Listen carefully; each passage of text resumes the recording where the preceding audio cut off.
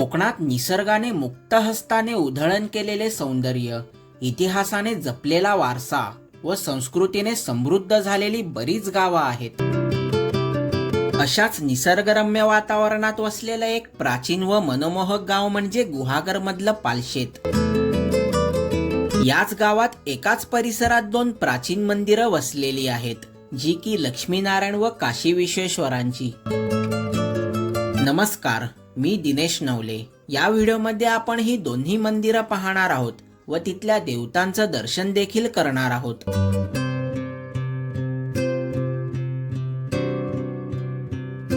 मागचा व्हिडिओ हा माझ्या गुहागर मुक्कामातल्या दुसऱ्या दिवसाचा शेवटचा व्हिडिओ होता, जो की अंजनवेल मधल्या डॉल्फिन पॉइंटवर. पालशेतच्या मुख्य बाजारपेठेमधून पुढे आलो.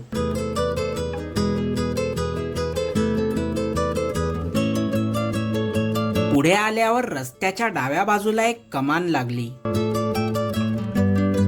त्या कमानीमधून आत मंदिरापर्यंत चालत जाऊ लागलो. निसर्गातली सौंदर्यता अनुभवत पुढे चाललोय.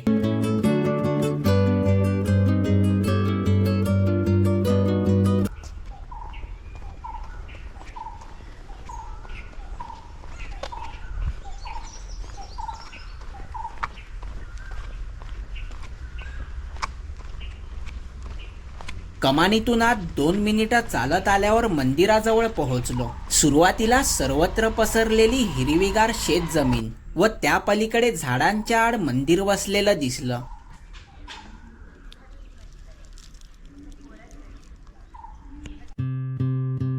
आता वेळ न दवडता तोच रस्ता पकडून मंदिराकडे जाऊ लागलो.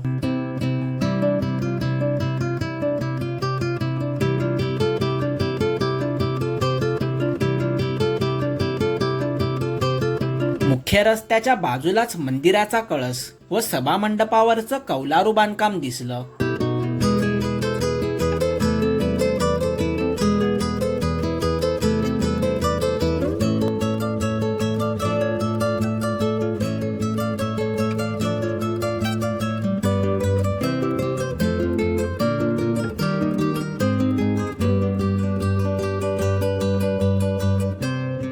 सुरुवातीला चारही बाजूचं दगडी कुंपण दिसलं. मंदिर परिसराबाहेर कातळात खोदलेली दगडी गोलाकार विहीर आहे. आता चालत येऊन मुख्य मंदिरासमोर आलो. परिसरात 2 मंदिरं आहेत. डाव्या हाताचं श्री लक्ष्मीनारायणांचं तर उजव्या बाजूचं काशी विश्वेश्वरांचं.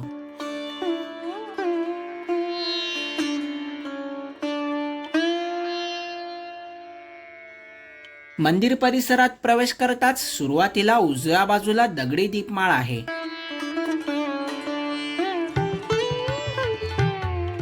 तर डाव्या बाजूला काही छोट्या छोट्या देवळ्या आहेत.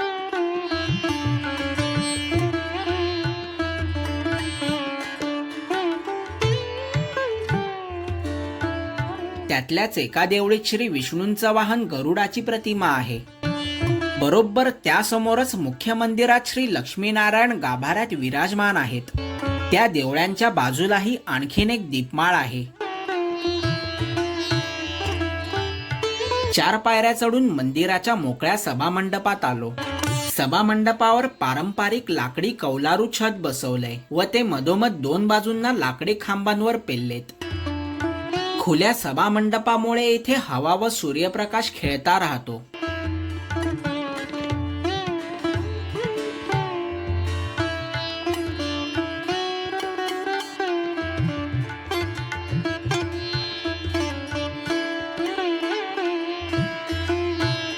सभामंडपातून मुख्य गाभाऱ्यातल्या लक्ष्मीनारायणांचं दर्शन करायला निघालो.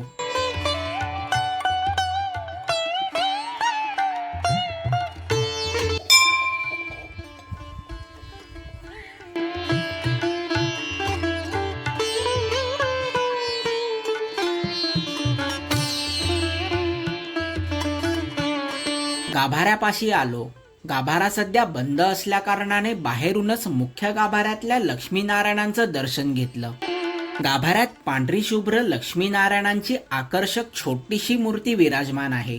श्री विष्णूंच्या चतुर्भुज हातात शंख, चक्र, पद्म व गदा आहेत, तर लक्ष्मी देवी या द्विभुज आहेत. विष्णूंच्या पायाजवळ हात जोडून असलेली एक लहान प्रतिमा स्थापित केलेली आहे.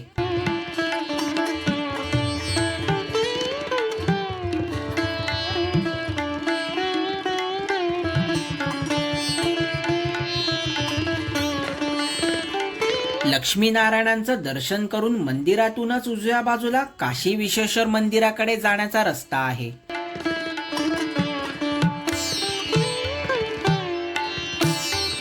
दोन मंदिरांमध्येही मोकळी जागा आहे.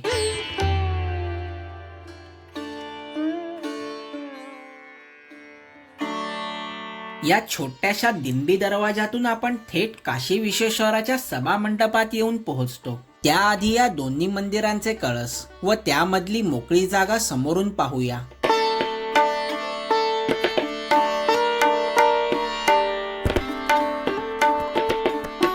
ही दोन्ही मंदिरं फार पुरातन असावीत आणि त्याच्या पाऊलखुणा आपल्याला जागोजागी पाहायला मिळतात.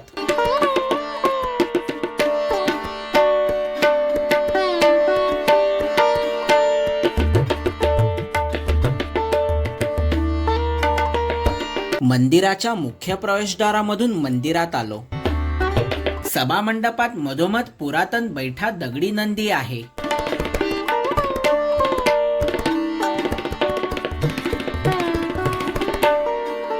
नंदीचं दर्शन करून मुख्य गाभाऱ्यातल्या महादेवांचं दर्शन करायला निघालो.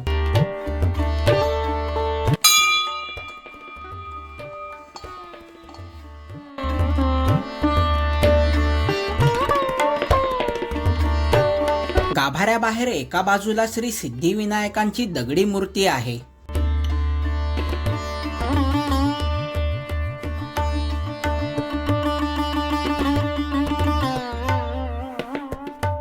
मुख्य गाभाऱ्यात थोडं खाली काशी विश्वेश्वरांची काळ्या पाषाणातली पुरातन दगडी शिवपिंडीवर फुलांची आरस केलीये. बाजूला समई तेवत आहे. हे दृश्य खूपच प्रसन्न करणारं वाटलं.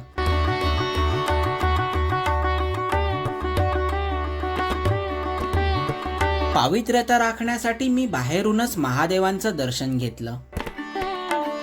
मंदिरातून दर्शन करून बाहेर आलो.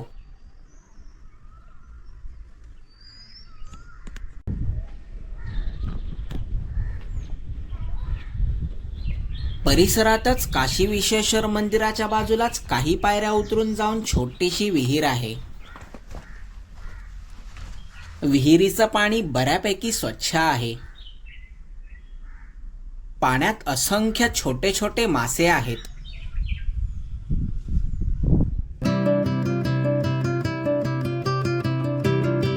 कुंपणाच्या बाहेर पडलो. विहिरीचा अर्धा भाग बाहेरच्या बाजूला आहे. इथून दगडी रहाटही पाहायला मिळते, जिथून पाणी उपसा केला जात असावा.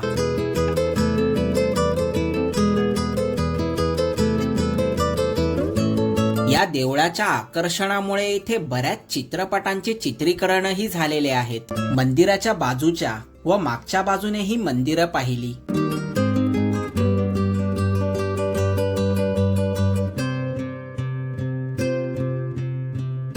पुढच्या व्हिडिओमध्ये या मंदिरापासून अगदी थोड्याच अंतरावर असलेल्या श्री महालक्ष्मी मंदिरात दर्शन करूया. तर मंडळी, या व्हिडिओमध्ये आपण पुरातन पालशेत गावातलं हे लक्ष्मीनारायणाचं मंदिर आणि श्री काशी विश्वेश्वराच्या मंदिरात दर्शन घेतलं. पुरातन असं मंदिर आहे हे. खूप छान कौलारू बांधकाम पद्धतीचं आणि कळसही याचा खूप आकर्षक आहे. या मंदिरातून आता मी निघत आहे. तुम्हाला हा व्हिडिओ कसा वाटला ते खाली कमेंट करून नक्की सांगा. व्हिडिओ आवडल्यास व्हिडिओला नक्की लाईक करा, जास्तीत जास्त शेअर करा. चला तर मग भेटू अशाच एका नवीन व्हिडिओमध्ये.